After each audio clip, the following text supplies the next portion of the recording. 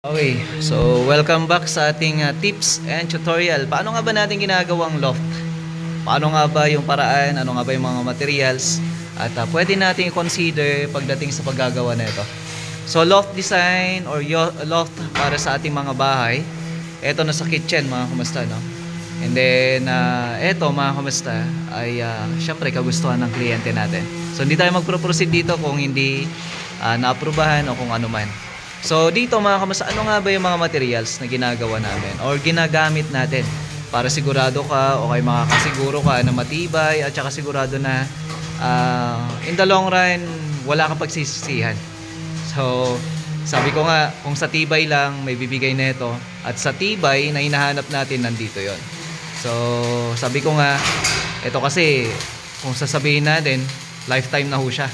So ibig sabihin pag lifetime siya, hindi po pwede na yung sinasabi natin na pwede na. So, yung pwede na kasi nandun yung pagdadalawang isip. Ngayon, ano nga ba yung ginamit natin? Kung napapansin ninyo, yan. Okay? So, channel bar. Gumamit tayo dito ng channel bar na 5 inches.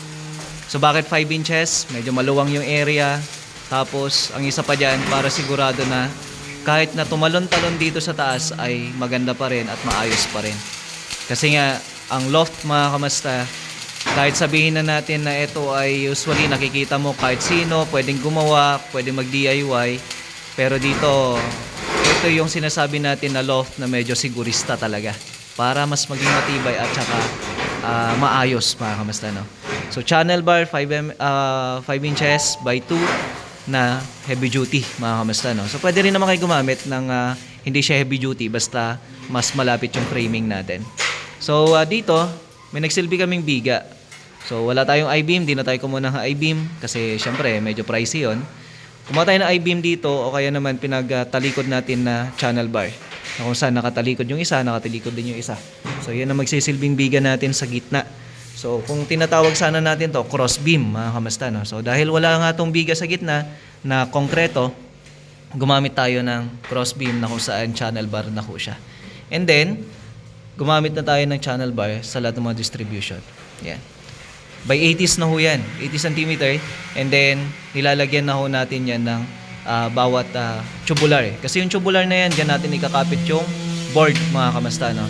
So, hindi lamang yon, pati na rin yung channel bar na inilagay natin para hindi gaano mataas at hindi naman aksaya sa sabihin na natin yung height niya ay sayang naman kung ipapatong pa natin. Pwede naman na ipatong, pero kung dito mga kamusta, pwede nyo pong gawin to kasi nga sabi ko nga sa inyo, kung gumamit ka naman ng channel bar, matibay po yan, so walang alinlangan.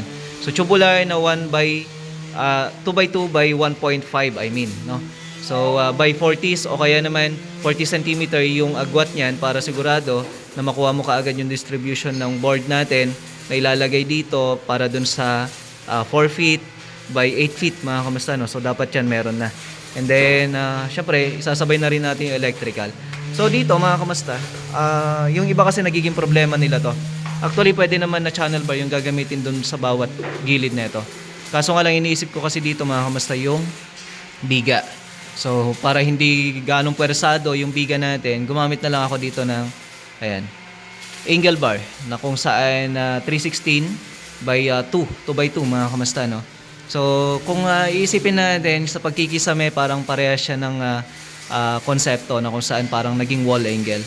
So, at the middle, nilagay natin yan para mapasok yung DOS sa taas. So, ayan, syempre walang mga nakaabang to na dowel kasi hindi naman to nakapropose na kumbaga yung lalagyan ng loft. So yan, nilagyan natin ng mga dowels. Yan. So pinasukan natin yan mga kamusta para sigurado. And then ikakapit din natin to dito sa may ibabaw niya. So kukuha din tayo ng lakas niyan para hindi siya gagalaw. Usually actually hindi naman siya gagalaw. Kahit nga tumalon-talon ako dito, wala. So syempre may vibration pero hindi siya yung kumbaga bibigay. Ngayon, nagpo-full weld na lang kami. And then, ang isa pa dito, ang nililayout pa namin na isa, ay yung hagdan natin.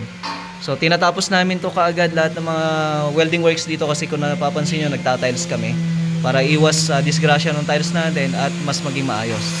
So, ngayon, one at the time lang yung access natin o kaya yung stair natin mga kamusta. Kung sinasabing one at a time, isang tao lang yung pwedeng bumaba, umakyat, no?